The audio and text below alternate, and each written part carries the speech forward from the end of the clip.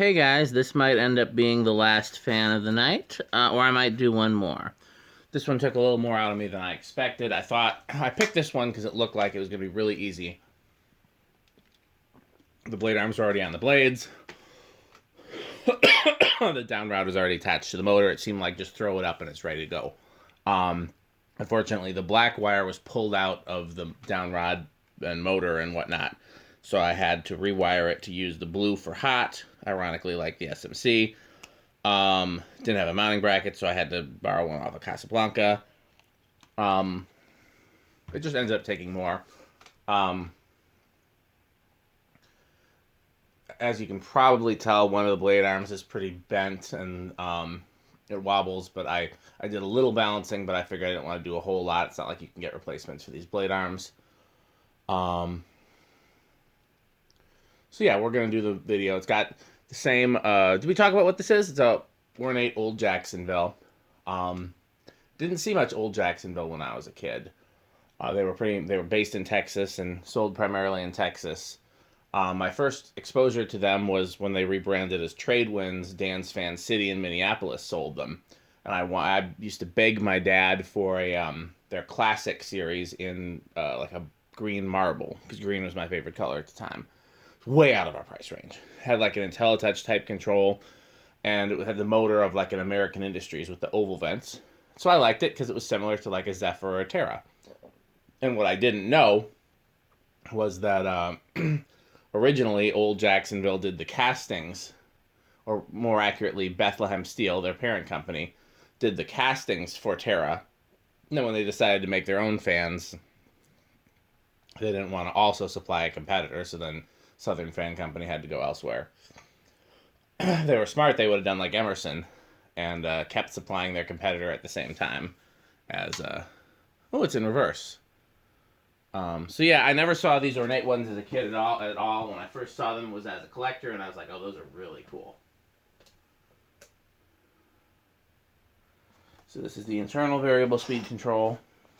Did not adjust the low speed trim. Unlike Metal Pete, when doing the videos, I like to kind of just see how it came from the factory.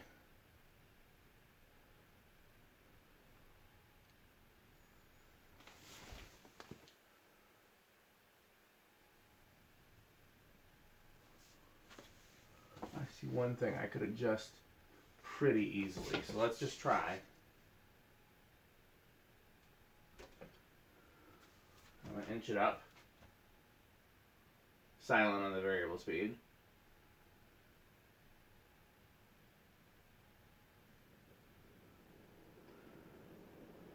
Pretty sure this has a GE motor. Oh yeah, it definitely wobbles less now. Good strong airflow. Oh, we're on watts. Interesting. Power factor. Oh, the lamp is on. No wonder. I'm like, if that's a GE motor, that should be drawing well over an amp. Big difference. Yeah, definitely a GE motor. They're a little stronger than the K55s, at least the K55s that Emerson sold to other people. The ones that they put in their fans, some of them were stronger still. But, yeah, they were, generally speaking, GE motors are stronger than K55s, ran hotter than K55s, and drew more current, had a lower starting speed, etc. Basically, think of GE motors as like a vented K63. In fact, I'm pretty certain... Oh, that's a stiff spin down. Yeah, those bearings are definitely stiff, but they're silent, which makes me think if this ran for a while, they might free up. So, yeah, think of a GE motor like a K63 with vents.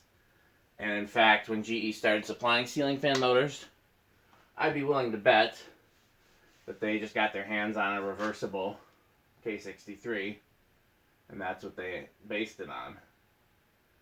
Because for a while, the only people selling flywheel type ceiling fan motors were Emerson, and before the K55 was developed.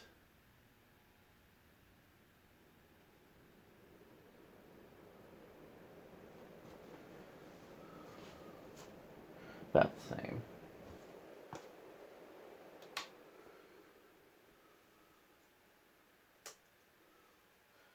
Yeah, before the K55 was developed, all you had to base it on was a K63. So I'd be willing to bet the GE's ceiling fan motor was actually based on the K63, and that's why the performance is similar to like the what I would call the standard K63, the one we keep finding, even though I keep buying Zephyrs and stuff to try to find a different one. But the ones that are right around an amp and a quarter, just under an amp and a quarter, reversible. Yeah. Okay.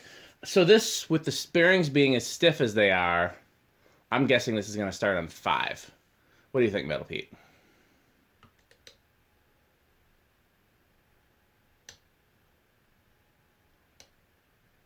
Neither one of us was right. Metal Pete said 4. And that's 3. I'm sorry, I don't think I told you. So even with the bearings being stiff, it started on 3. That's pretty good. And that's a nice aesthetic low. So I'm guessing 4 is going to be a really nice...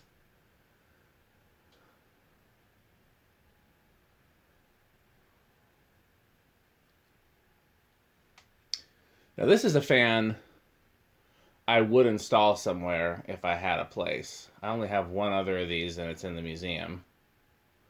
And that one I think is rigged. I think some things got broken in shipping, and I had to figure out how to make it museumable.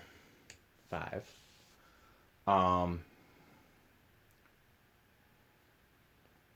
But yeah, I would put something like this. I don't know about this house because, you know, the living room is really my place of honor, and I feel like you need the biggest, grandest fan ever for the living room that fits the decor. So not shiny, and no light, but otherwise just huge and over the top. And the Columbia is the best thing I have for that. This I feel like is not quite not enough of a statement. 2 of these would be a statement though in the living room. And it'd be a good bedroom fan, but you know, I already have. Sorry, we're up to 6. 7. 4, 7, 11 maybe? Because 4 was a good low. And this here at 7 is a good medium low. I think 8 makes good medium low too. So what's the 4, 8, 12? I don't know if that exists.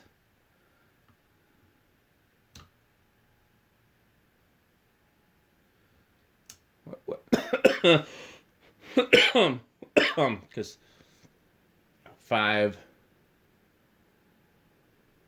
that's 10. That's a little fast for a medium low. So no 5, 10, 15. 4, 7, 11 is the only control I can think of that starts with a 4 unless you build one. But this is 12. You know, my rig doesn't really have an 11. This is not a bad medium high, but it's a little slow. So there's 13, which is a good backed off high. So maybe 5, 8, 13 is going to be the best.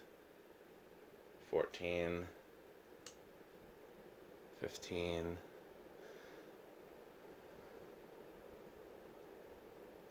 16, 17, 18, 19. Are we over? I think 20 is going to be over.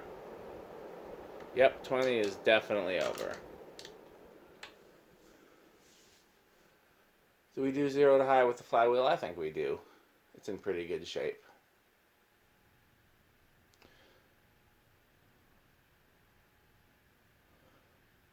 What I'm going to do, just out of mere curiosity, I'm going to go and take this video file and take it off the phone and put it on the computer before I do. So this might still be the last video of the night. I feel like doing another one, but I'm going to go and see what my wife's up to. It's almost midnight, I assume. There's no... Alexa, what time is it?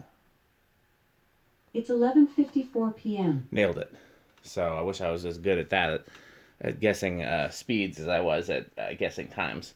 So what I'm going to do is I'm going to go inside. I'm going to get this off my phone and onto the computer. And I'm going to see if my wife is ready to spend some time with me or if she's still working on her projects. And It's such a great air mover. And so what I'm going to do, I'm going to leave this on, let's just hit the 10 switch. And let it run for a bit and see if the bearings free up any while I'm inside. And then if I come back out here and do another video, I'll check before I take it down. And if I don't come out here and do another video, maybe I'll let it run overnight. How much wattage are we drawing? Not a lot. So, you know, it's not going to kill my electric bill. I'm going to turn the lamp on too, though. That's my other thing I do when I leave something unattended. What does that change? The wattage actually brings it up some. Interesting. So, okay. Well, I may do one more, or this may be it. Find out by staying tuned, I guess.